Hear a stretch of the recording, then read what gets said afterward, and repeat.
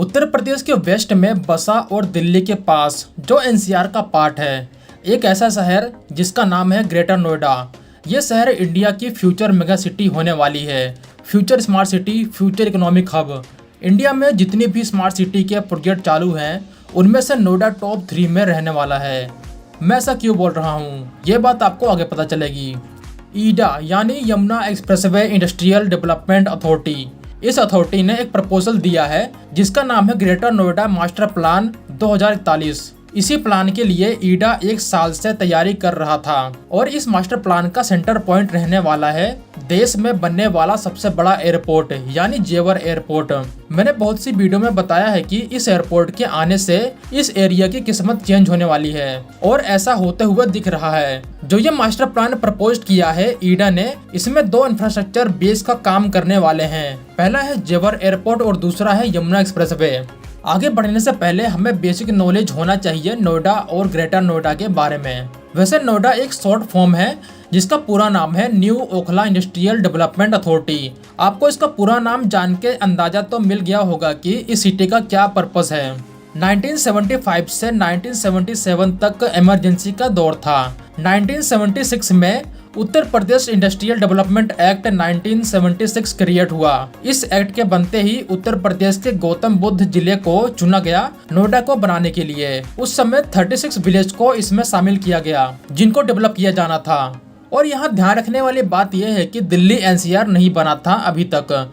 Delhi NCR 1985 में form हुआ। उसके बाद नोएडा को दिल्ली का एक सैटेलाइट सिटी बनाया गया जहां पे इंडस्ट्रियलाइजेशन को बढ़ावा दिया गया। 80s के दशक तक दिल्ली में इसके आसपास के राज्यों से लाखों लोग आने लगे रोजगार के लिए और सरकार को यह एहसास हुआ कि इस पॉपुलेशन ग्रोथ रेट से दिल्ली के ऊपर बहुत ज्यादा प्रेशर आ जाएगा। तो गवर्नमेंट ने एनसीआर का गठन किया और नोएडा, गुरुग्राम जैसे शहर को इसमें शामिल किया गया। 90 के दशक में इंडिया तेजी से ग्रो करने लगा और जो पॉपुलेशन की ग्रोथ थी वो उम्मीद से ज्यादा तेजी से बढ़ने लगी। तो यूपी की सरकार ने नोएडा को बढ़ाने का फैसला लिया नोएडा एक्सटेंशन का प्लान बनाकर, जहां पे एक नया सिटी प्लान करके बनाना था जो बेटर होता करेंट नोएडा से। और इस सिटी का नाम दिया गया ग्रेटर नोएडा, जो कि नोएडा से 25 किलोमीटर की दूरी पे बसा हुआ है। और इन दोनों शहरों को कनेक्ट करने के लिए एक एक्सप्रेसवे का भी निर्माण किया गया है। अभी जो आप स्क्रीन पे मैप देख रहे हैं, ये पूरा area greater Noida master plan 2011-2021 के लिए है, जो कि कंप्लीट हो चुका है। जिस तरह से नोएडा और ग्रेटर नोएडा का विस्तार हुआ है, साथ में दिल्ली के इंटरनेशनल एयरपोर्ट पे ट्रैफिक बढ़ा है, उसको देखते हुए यहाँ पे एक एयरपोर्ट की डिमांड थी बहुत पहले से और सालों बाद फाइनली यहाँ पे एयरपोर्ट आया।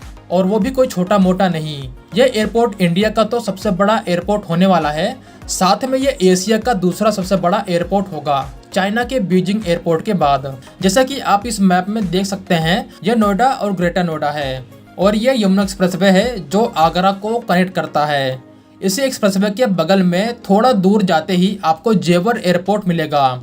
अभी आपको यहाँ मोस्टली खेत ही देखने को मिलेंगे। ये जो आप यमुना एक्सप्रेसवे देख रहे हैं, इसी एक्सप्रेसवे के आसपास के इलाकों में ये मास्टर प्लान लोकेटेड है। इसीलिए मैंने कहा कि ये एक्सप्रेसवे एक बेस स्ट्रक्चर की तरह काम करेगा। अभी इस रीजन में आपको 10 लाख के आसपास की आबादी मिलेगी।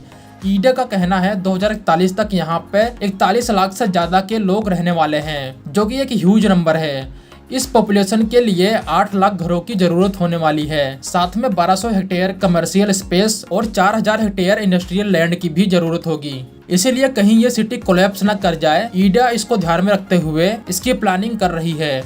और जो ये नया टाउन है या फिर आप इसको नया शहर भी बोल सकते हैं, बिल्ड किया जाएगा। इसके सक्सेस होने की सबसे बड़ी वजह है जेवर international airport.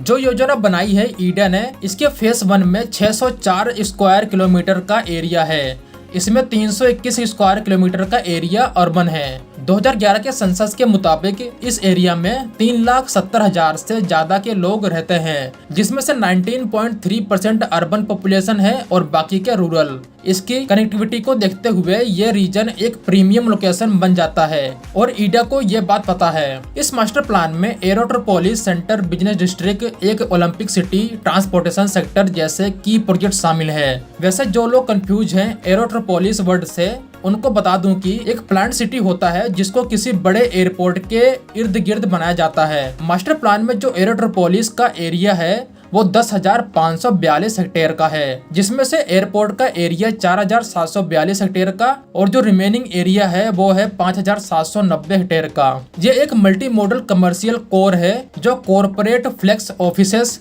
Business meetings, support services और रिटेल एयरलाइंस जैसे सर्विसेज को एकोमोडेट करेगा। जैसा न्यूयॉर्क का सेंट्रल पार्क है, ठीक उसी तर्ज पर यहाँ पर एक पार्क बनाया जाएगा। जो बिजनेस डिस्ट्रिक्ट होगा उसमें फ्यूचरिस्टिक बिल्डिंग को डिजाइन किया जाएगा। योजना में कहा गया है कि एक ओलंपिक सिटी को 2 भागों में डेवलप किया जाएगा। एक ओलंपिक पार्क होगा और दूसरा ओलंपिक विलेज, जो 390 हेक्टेयर और 52.4 हेक्टेयर में फैला होगा।